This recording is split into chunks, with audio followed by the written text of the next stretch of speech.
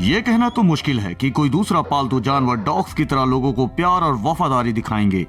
ये तो कुछ भी नहीं है। वो एक नवजात शिशु का देखभाल भी कर सकते हैं, लेकिन इन्हें ठीक से ना सिखाया जाए तो ये भोले भाले डॉग्स राक्षस भी बन सकते हैं। दिस इज स्मार्ट पिज्जा और आज हम जानेंगे डॉग्स के बारे में जो किसी भी जंगली जानवर से 100 गुना ज्यादा खतरनाक हो सकता है। तो चलिए जानते हैं सबसे खतरनाक डॉग्स कौन से हैं। American pit bull terrier. Pit bull बहुत विवादित डॉग्स हैं और इनके लिए लोगों के दो अलग राय हैं। कुछ लोग कहते हैं ये डॉग्स के खतरनाक नस्ल है, लेकिन कुछ लोग इन्हें दोस्ताना और वफादार मानते हैं। तो पिटबुल को सबसे ज्यादा क्या पसंद है? शुरुआत तथ्य से करते हैं कि अमेरिकन पिटबुल टेरियर दुनिया भर के कई देशों में प्रतिबंधित या फिर पूर्ण रूप से वर्जित हैं। यहाँ तक होमलैंड डॉग्स भी अपवाद नहीं है। अगर होमलैंड के बारे में बात करें तो इन्हें अमेरिकन मूल के माने जाते हैं, लेकिन इतिहास को माना जाए तो सही उत्तर होगा कि इनके पूर्वज ब्रिटिश अंपायर से आते हैं।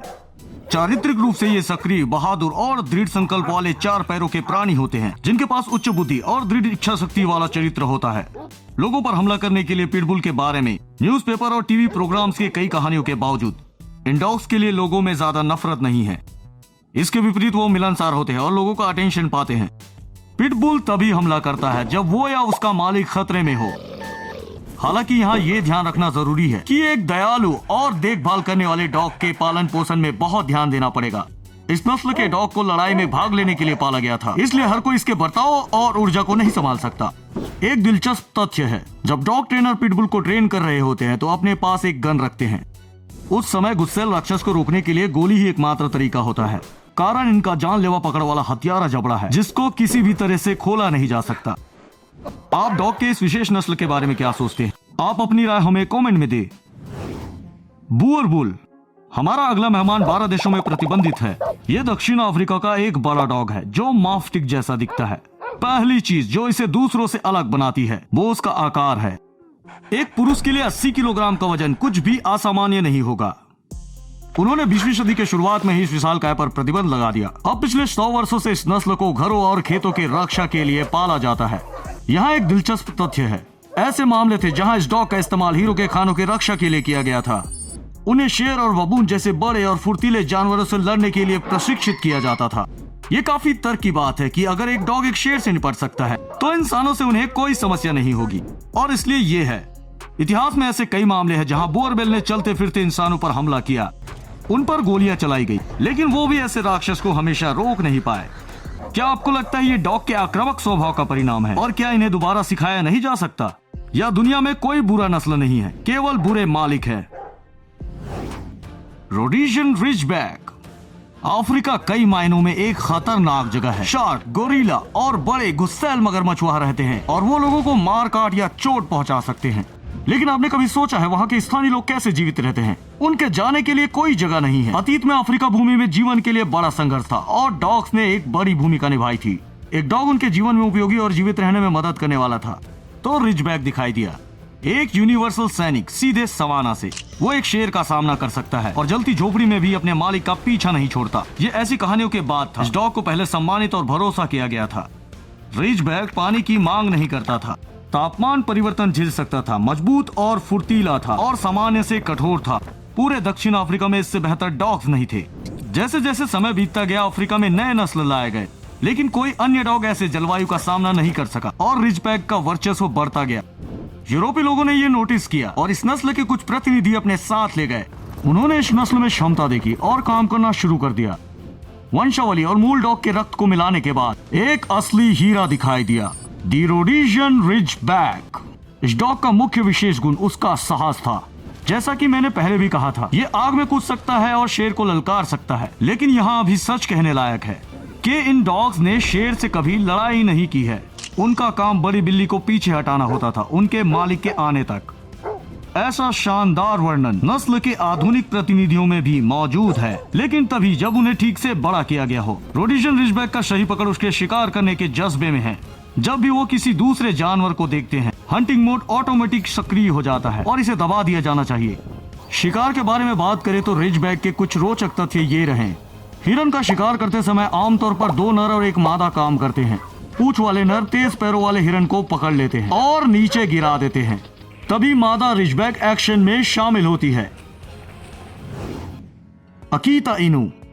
अकीता इनू एक बहुत सुंदर और दयालु डॉग है और शायद ही कभी भौंकती है। इंसान की बेहतरीन साथी है या नहीं? पता चलता है कि ऐसी मासूमियत लेके एक समस्याग्रस्त चरित्र को छुपाता है। ये डॉग अपने खराब मूड के बारे में अपने मालिक या किसी दूसरे को कुछ नहीं बताता। ये बात अपने पास रखता है और तब तक कुछ नहीं बताता जब तक कुछ हो ना जाए। उदाहरण के लिए कोई दूसरा डॉग जो उसे गुस्सा दिलाता है, गलती से अकीता इनू को धक्का दे देता है या ऐसा कुछ, उस समय ये डॉग अपने आप के विपरीत हो जाता है और तब ये उग्र शिकारी में बदल जाता है जो रास्ते में सब कुछ फाड़ने और फेंकने के लिए तैयार होता है। और ये अब किसी की बात नहीं मानता। इस नस्ल के प्रतिनिधि को लगने लगता है कि उसका मालिक एक तुच्छ है। अब वो अपने दिमाग का व्यक्तिगत उद्देश्यों के लिए उपयोग करना शुरू कर देता है, जैसे खाने के लिए और सड़क पर जाने के लिए। जिस पल ऐसा होता है तब डॉग किसी की आज्ञा नहीं सुनता और ये तब तक होगा जब तक उसे इंसान की जरूरत ना हो। अंततः इस डॉग के नस्ल बहुत बुद्धिमान होते हैं और ये उनके पूर्वजों और पैदाइश स्थान से आता है। तो आप अकीता इनू को मालिक का आदेश ना मानते या किसी को लंबे समय तक घूरते हुए देखते हैं तो आपको पता होना चाहिए कि वो नाराज या जमे हुए नहीं है। ये सिर्फ इतना है कि ये डॉग किसी चीज को करने से पहले उसे सोच रहा है। डोगो अर्जेंटिनो। एक महान डॉग प्रेमी एंटिनो मोनिटे वो अपने डॉग को बनाना चाहता था जिसका उपयोग शुआ शिकार खेल के लिए किया जा सके और इस उद्देश्य के लिए 1920 में उन्होंने कम से कम 5 डॉग्स को आधार रूप में लिया और डोगो अर्जेंटिनो बनाया। अपने प्रजनन कार्य में डॉक्टर मार्टिनेज ने चरित्र नियंत्रण के साथ कठोर चयन को महत्व दिया। इस प्रकार उनकी पसंद महान डेन पर गिर गई, जिसे अर्जेंटीना ने अपने बड़े कद को उधार लिया बोर्डो मास्टिक से, जिसने अपनी ताकत और शक्ति साझा की। साथ ही अंग्रेजी पॉइंटर ने अर्जेंटीना की सूंघने की शक्ति को बढ़ाया। इसके अलावा पायरेनियन मास्टिफ, जिसे मार्टिनेज सहन शक्ति को जोड़ने और सफेद कोट को ठीक करने के लिए इस्तेमाल करता था, और आयरिश वोल्फाउंड जिसने डोगो अर्जेंटीना की गति में वृद्धि की और जो चयन में भी शामिल थे।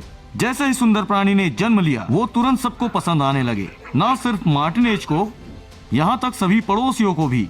इस नस्ल के डॉग मशहूर और दर्शनीय बन गए, जिसको अविनाशी का खिताब मिला। इतने खूबियों के बावजूद डोगो अर्जेंटिनो पर कई देशों ने प्रतिबंध लगाया था। जैसा कि आमतौर पर होता है, किसी का दयालु डॉग किसी दूसरे के लिए आक्रामक हो सकता है। माफ न करने से गलती और अटल बन जाती है। रॉटवेलर। ये एक तथ्य से शुरू होने लायक है कि ये डॉग मुख्य रूप से सेवाकृत डॉग है। ये जर्मनी में पैदा हुआ और मवेशी की तरह पाला गया। आज रॉटवेलर्स अपने आप को रक्षक और साथी डॉग के रूप में दिखाते हैं। इस नस्ल के प्रतिनिधियों को उनके मालिक और उनके वफादारी के लिए, उनके ताकत और काम करने की इच्छा के लिए, एथलेटिक्स और शक्ति के लिए प्यार किया जाता है। हालांकि ये सभी गुण फीके पड़ जाते हैं यदि कोई मालिक कहीं पर नरम पड़ जाता है। इस मामले में एक आज्ञाकारी एथलीट और सहायक से एक रॉटवेलर एक पागल हत्यारा बन जाता है और उस पर हमला कर देता है जिसे वो पसंद नहीं करता। यहाँ एक दिलचस्प तथ्य है, रॉटवेलर गाइड डॉग के रूप में उपयोग किए जाने वाले पहली नस्लों में से एक है। इसके अलावा पुराने समय में इन्हें चरवाहे की तरह उपयोग किया जाता था, लेकिन कारों और रेल मार्गों के आने के कारण रॉटवेलर को विलुप्त होने का सामना करना पड़ा। सौभाग्य से लोगों ने इस नस्ल के लिए दूसरा उपयोग पाया और इसे साथ रखा। रॉटवेलर पुलिस और सेना के सहायक के रूप में इस्तेमाल किए जाने लगा। Central Asian Shepherd dog. Central Asian Shepherd dogs Alabai के नाम से भी जाना जाता है।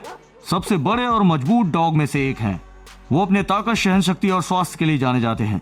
ये कोई आश्चर्य की बात नहीं है कि लोग पूछते हैं क्या ये सच में खतरनाक है। अपने आप से आगे बढ़ते हुए मैं कुछ कहना चाहूंगा, सब कुछ हमेशा की तरह है। अलाबाई तभी खतरनाक हो सकता है जब उसे मालिक के द्वारा ठीक से शिक्षा ना मिला हो।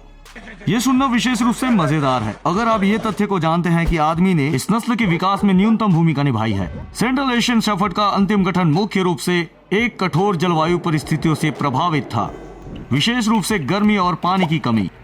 सेंट्रल एशियन शेफर्ड डॉग्स के उपयोग के लिए वे लंबे समय से मनुष्यों के द्वारा बड़े जानवरों का शिकार करने के लिए उपयोग किए जा रहे हैं। एक दिलचस्प तथ्य है, तुर्कमेनिस्तान में शुद्ध अल्बाई को पाला जाता है। उन्हें वहां राज्य की संपत्ति माना जाता है। नस्ल का राष्ट्रीय नाम तुर्कमेन वुल्फ हाउंड है। 4 पैर वाले जीवों को देश से बाहर ले जाना तस्करी और कानून द्वारा दंडनीय माना जाता है। That's all guys, क्या आपके पास डॉग है तो कौन सा नस्ल है हमें कमेंट्स में बताएं। Thanks for watching. दोबारा फिर मिलते हैं।